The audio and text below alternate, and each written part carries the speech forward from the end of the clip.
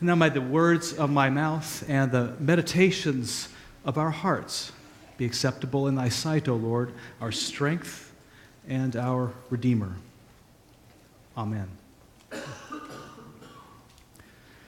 So imagine you're going to go on a vacation this summer, a kind of exotic vacation, a vacation to the Mediterranean Ocean. What kind of picture forms in your mind when you think about a Mediterranean Sea vacation? I know the image that comes into my mind looks a bit like this, kind of the Mediterranean version of Jimmy Buffett's Margaritaville. Got the sandy beaches. I can envision myself laying there, getting a tan, reading a book or two, frolicking in the azure blue, calm waters. That's what goes through my mind when I think of a Mediterranean time spent relaxing. That image would stand in stark contrast to the image that would come into the mind of an ancient Israelite, or their kissing cousins, the ancient Canaanites, who lived right next to this very beautiful ocean. No, in their minds, words they associated with the Mediterranean Sea were not, calmness, tranquility, azure blue waves, things like this. It was turmoil, raging, tumult, catastrophe. The sea was not a pretty image in their mind. Now you ask yourself, why? Because the Mediterranean is actually, you can find scenes like this all the time. Why did that same scene conjure up all kinds of ugly details for them? Well, you have to put yourself in their sandals, not simply our own. While they lived, the sea bordered their territory. Both the Israelites and the Canaanites were inland people. They were desert dwellers. That's where they chose to live and move and have their being. And you can imagine being a desert dweller, encountering the ocean for the first time. You have just been out there in the desert. It's hot. It's parched. And you're thirsty. Maybe your life is in danger. You're dehydrated. You're looking for water. And of course, all desert dwellers, they value water above almost everything else. It not only keeps them alive, but their flocks and their crops. And water is hard to find in the desert. But then you crest this hill, and there before you is this vast body of water. And you can't help yourself. You exclaim, "Praise be to the Lord, my deliverer, my rock, my salvation. You have come to save me in my hour of need." You rush as fast as you can down the hill to this ocean, envisioning drinking to your heart's content, imagining locating you and your family right next to this ocean where you can grow bumper crops every year. Life is going to be easy street for you from now on. And of course, you know what happens when that ancient Israelite gets to the ocean and just slurps it in. What? The ancient peoples, the desert dwellers, their initial experience of sea was not beautiful relaxation, but betrayal. That which promised to relieve them of their thirst with sweet water was bitter and dehydrating. That which promised abundance of their crops turned out kills plants and poisons soils. No, to the ancient desert-dwelling Israelite or Canaanite, the sea was a place not to be messed with. It was a place that could betray you in your hour of need. It was not to be trusted. Consequently, the Canaanites, actually, the name of their evil god, their most powerful evil one, they named that god Yam, which means sea. And they depicted Yam as a great sea monster that ruled the sea. This Yam was so terrifying and powerful that even the high god of the Canaanite faith, Baal, who was like the Zeus of the Greeks, Baal was no match for Yam. In a mighty battle they are said to have had, Yam had no problem dispatching Baal, killing him dead.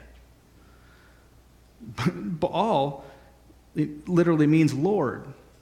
So this great and terrible sea defeated and killed their Lord. Interestingly enough, that Lord is later resurrected, but that's another story for another time. But bottom line is, the sea was not something to be messed with. It was a place of evil and destruction.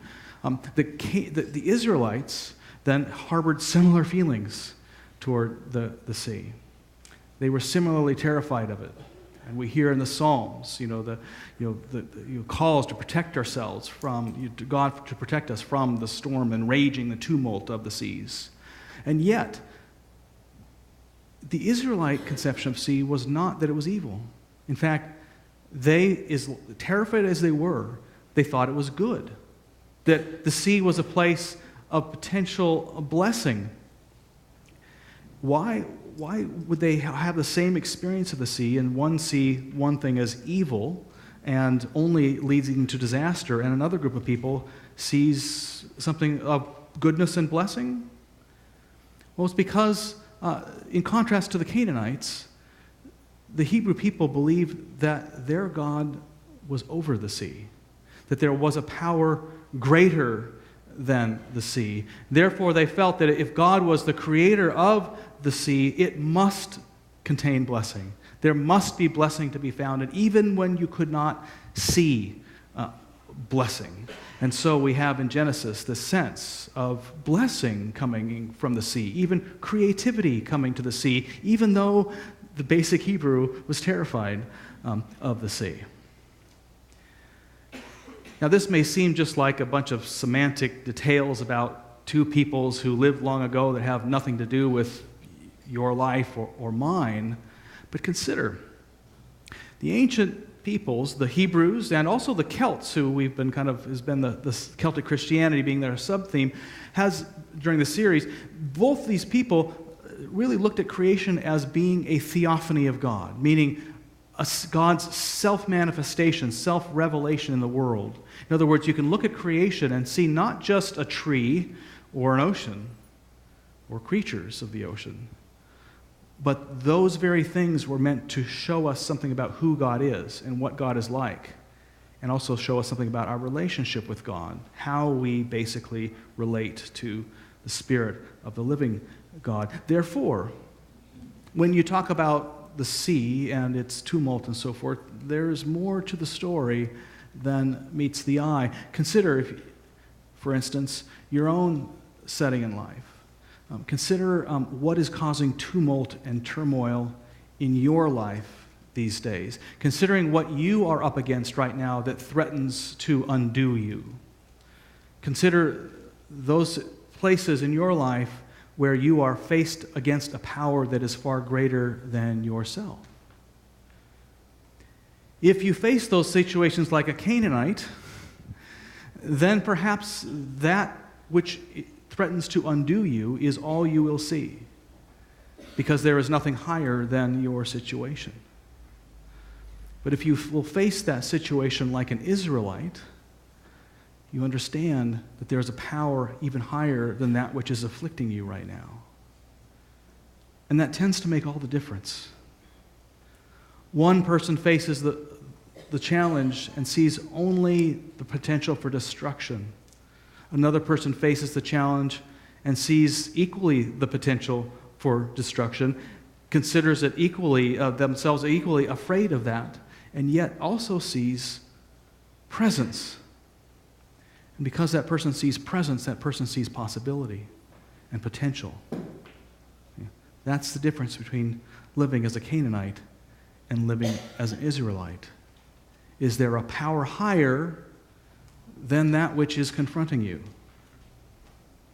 During that Lectio time this morning, as I was considering the passage, the phrase that came to my mind in the day 5 of creation was, you created the sea monsters. You created the sea monsters. The sea monster in the Canaanite myth was this embodiment of evil. And there is a sense in which we can affirm and say that God created cancer, or the possibility for cancer in the world, just as surely as God created the evolutionary processes that made you and I, created the evolutionary process that created cancer. God created the possibility for relationships that come together, but also the possibility for relationships that are torn apart. God created the possibility for great wealth and prosperity. God also created the possibility for losing it all in a heartbeat. It's not that God creates havoc in our life. It's not that God wants us to have cancer. But the basic insight of the Hebrews is that God is the Lord of it. There is no Lord that is higher than the Lord. And when we experience that, we see potential and possibility where others see only fear, something to fear and run away from. Let's consider those sea monsters for a moment, actually, both the literal ones and the physical ones, because there's something more about creation that may actually apply to your own situation. This last week, we were talking, the worship team and I were talking to Dr. Bruce Epperly, who was a theologian with Lancaster Theological Seminary in Lancaster, Pennsylvania, and is now actually about to serve a church, a UCC church in Cape Cod in New England. Bruce has written 22 books, one of which is a book on Celtic Christianity. And we were asking Bruce what insight the Celtic Christians drew from this passage we're focusing on this morning, the fifth day of creation. And Bruce was noting that in contrast to the Hebrew people who were basically afraid of the sea, even though they saw God as the Lord of it, the Celts actually really had a great experience of the sea. They loved the sea. They were fisher people. They were also, they were voyagers of the sea. So they had a much more comfortable working relationship with it. But because they had so much knowledge of the sea, they also had a healthy respect for the sea. They knew better than even the Hebrews about the dangers of the sea. But rather than being afraid and staying on land, they ventured into it. They harbored, the ancient Celts, a healthy, kind of an awestruck wonder of the sea. They knew it was full of potential and life down there that could also bring life to them, but they also knew it was dangerous, but that danger was no reason to avoid it. The sea, in a sense, pointed then the Celts to their basic relationship with God, which the Hebrew scriptures say, the beginning of wisdom is the fear of the Lord. It was that fear, not like is in terror, horror movies. We think about horror movies when we think about fear, or bad news on the news programs.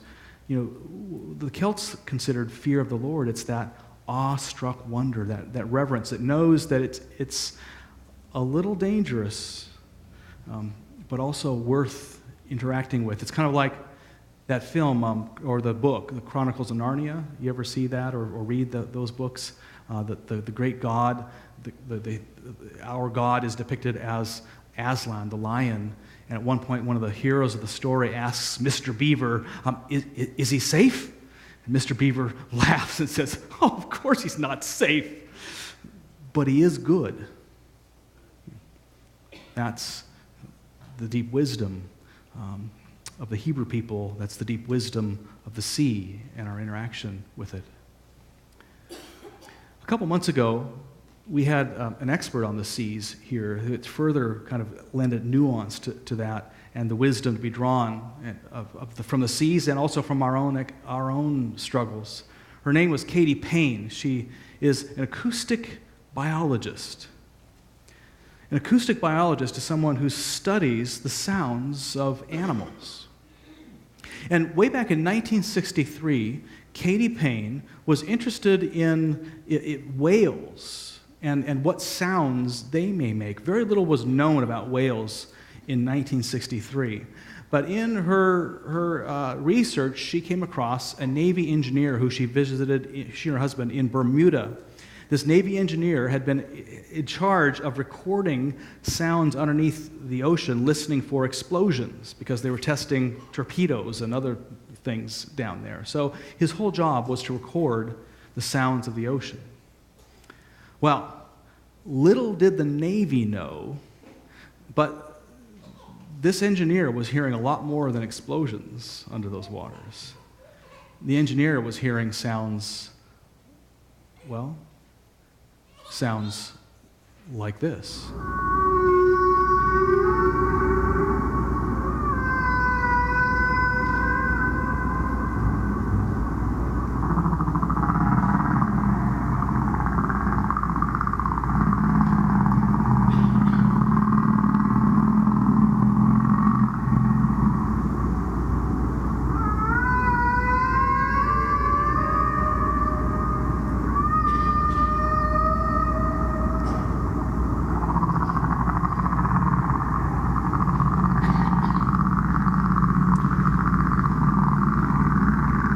Sound of a single humpbacked whale. The engineer had kept these sounds secret from the military because he was afraid that the information about whales singing would get into the wrong hands, like the whalers, and further endanger the whales. So he never told anybody about these sounds, these songs.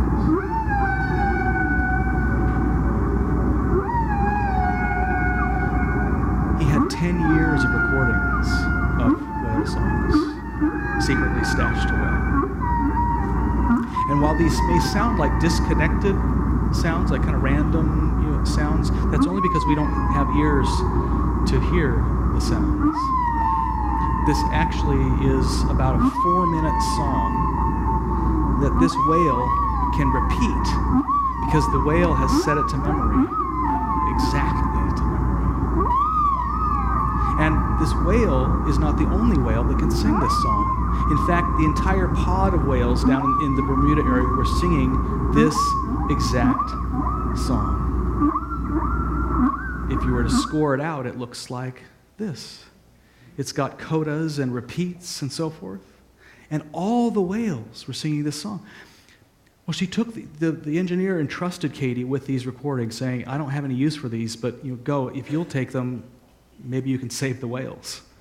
And so she, over the course of the coming many months, invested hundreds, if not thousands of hours into listening to every recording that she had been given over 10 years. And what she found was, frankly, amazing.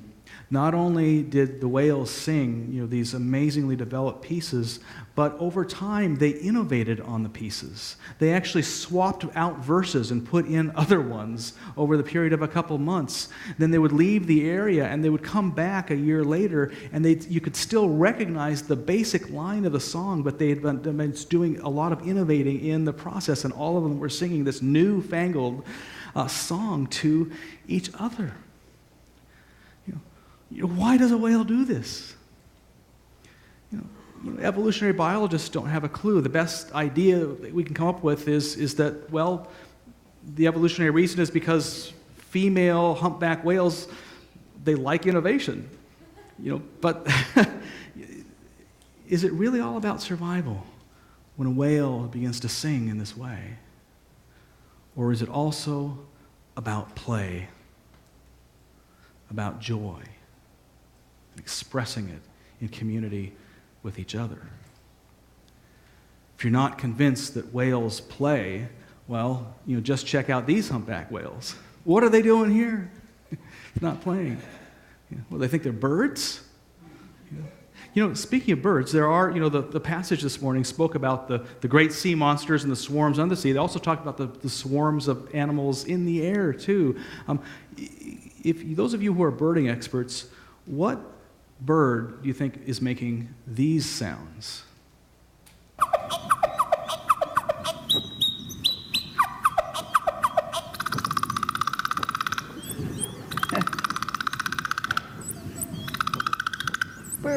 Birds of the sea. Birds of the sea. Katie Payne is giving us a clue. To the beginning.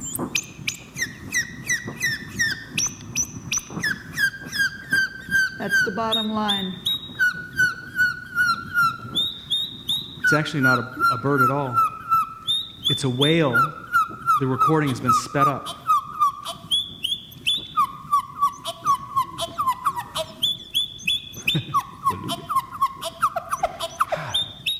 What do they think they're birds? Yeah.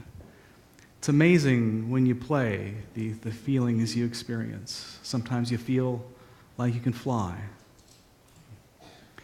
No, if you were to look at the deep wisdom of the sea and the sea monsters beneath the sea, what we discovered, if we can actually look at them and not run away in terror, something happens that is a deeply spiritual principle, even as it is a deeply just embodied creational principle. That is, if you can look at that which terrifies you and not run away, it will become your friend in some way.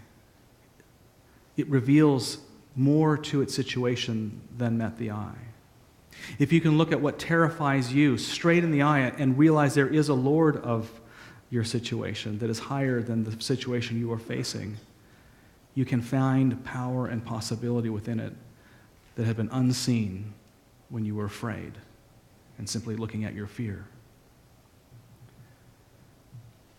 The wisdom of creation suggests that in your own struggles, if you haven't been laughing and playing a little lately, that perhaps you've been resisting rather than flowing with the very power that is available to you.